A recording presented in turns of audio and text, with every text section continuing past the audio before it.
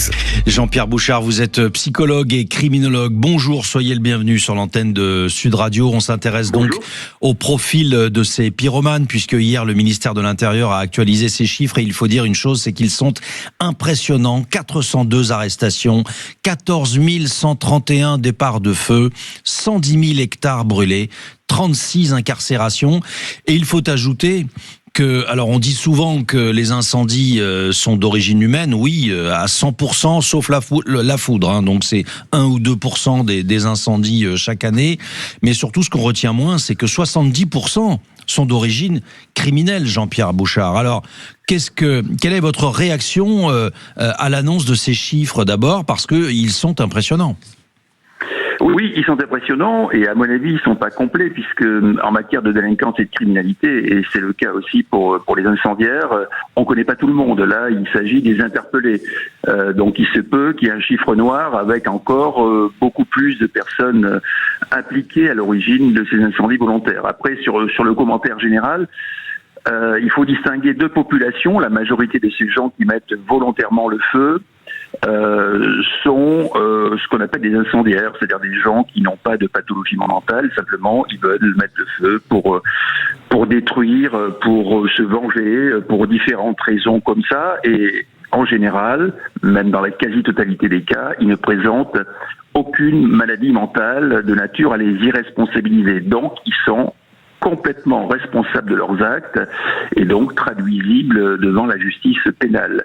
Après, il y a une petite minorité qu'on a... Pardon ? Non, je dis ça, c'est très très intéressant parce que on a, c'est vrai, peut-être l'image, et on va en parler dans un instant, Jean-Pierre Bouchard, et vous allez nous éclairer sur ce côté-là, sur le fait qu'il y a une forme de fascination vers le feu. Mais d'abord, arrêtons-nous sur ce que vous venez de nous dire ici. Cette première famille, elle est considérée comme étant responsable, c'est la majorité des incendiaires, on est d'accord là-dessus ? Oui, la majorité des incendiaires est responsable pénalement, c'est-à-dire que il y a un article du Code pénal qui gère l'irresponsabilité pénale ou la responsabilité pénale atténuée. Ils n'en font pas partie parce qu'ils ne présentent pas de troubles mentaux de nature à abolir ou altérer leur discernement au moment de la commission des faits délinquentiels ou criminels, si vous voulez.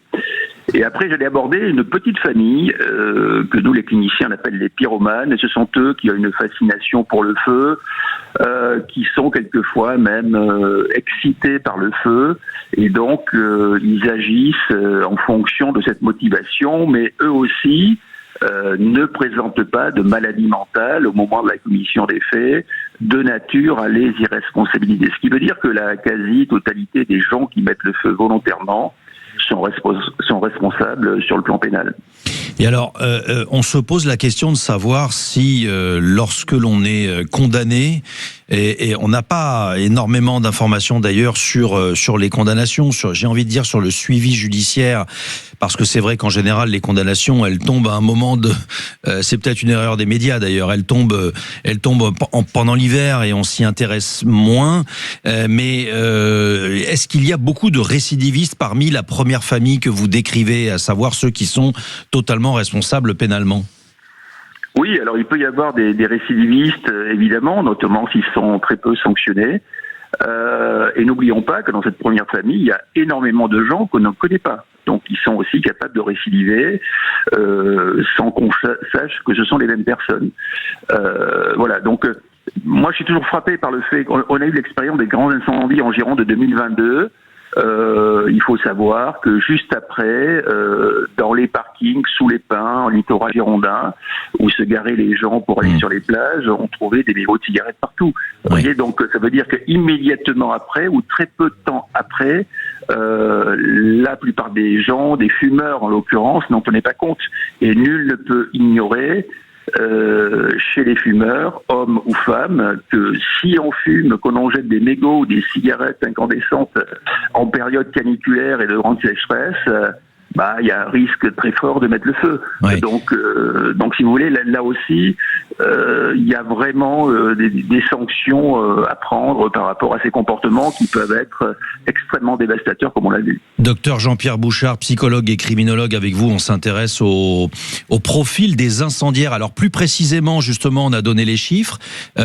Qui sont-ils, ces incendiaires? Est-ce que c'est monsieur et madame tout le monde? Est-ce qu'on peut les trouver dans absolument toutes les catégories de la population?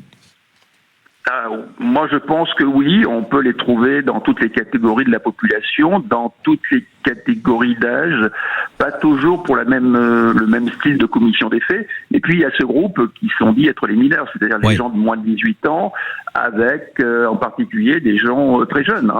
Est-ce qu'ils ont conscience de leurs actes, justement? C'est la grande question pour des jeunes. On en parlait beaucoup hier pour des jeunes de 10 à 13 ans. Voilà, moi j'aimerais déconstruire un mythe qui est absolument anormal. Ça vaut pour les incendiaires comme pour les délinquants et les criminels mineurs en général. Ils ont absolument conscience de ce qu'on peut faire, de ce qu'on peut pas faire, de l'interdit, du bien et du mal. J'entends souvent qu'ils manquent de repères, etc. Non, justement, ils ont conscience de tout ça et certains veulent justement détruire, etc. Et c'est pour ça qu'ils le font. Donc, si vous voulez, là aussi, à l'échelle de ce que prévoit la loi, il y a une responsabilité pénale, y compris pour les mineurs, qui, la plupart du temps, est pleine et entière. Oui, et donc c'est très intéressant ce que vous nous dites, parce que ça veut dire que la responsabilité est là, et que, évidemment, la justice doit passer, et on... Voilà, et chez les auteurs très jeunes, il y a aussi la question, évidemment, de la responsabilité des parents ou des proches. Bien sûr. C'est-à-dire l'éducation transmise par rapport à tout ça, et puis le cadrage des comportements des enfants dont ils ont la charge. Mais pénalement, ce sont les auteurs, et vous nous le dites, même les enfants ont conscience de leurs actes, ce qui veut dire que la loi doit pouvoir aussi s'appliquer. Très rapidement, Jean-Pierre Bouchard, quelles sont les peines qui sont encourues? Alors après, ça dépend de la gravité des conséquences. Elles peuvent aller jusqu'à la prison ferme assez longue si les conséquences sont très importantes et mortelles, notamment. Et puis elles peuvent être mineures. Moi, je pense que ce qui est très important en matière de délinquance et de criminalité, qu'elle soit incendiaire ou autre, c'est que, puisqu'on a vu que quasiment tout le monde est responsable sur le plan pénal, qu'il y ait des poursuites pénales systématiques et que les peines, évidemment appropriées à ce que prévoit le code pénal, soient systématiques et rapidement prononcées. Merci beaucoup Jean-Pierre Bouchard de nous avoir éclairé sur la responsabilité et sur le profil de ces incendiaires.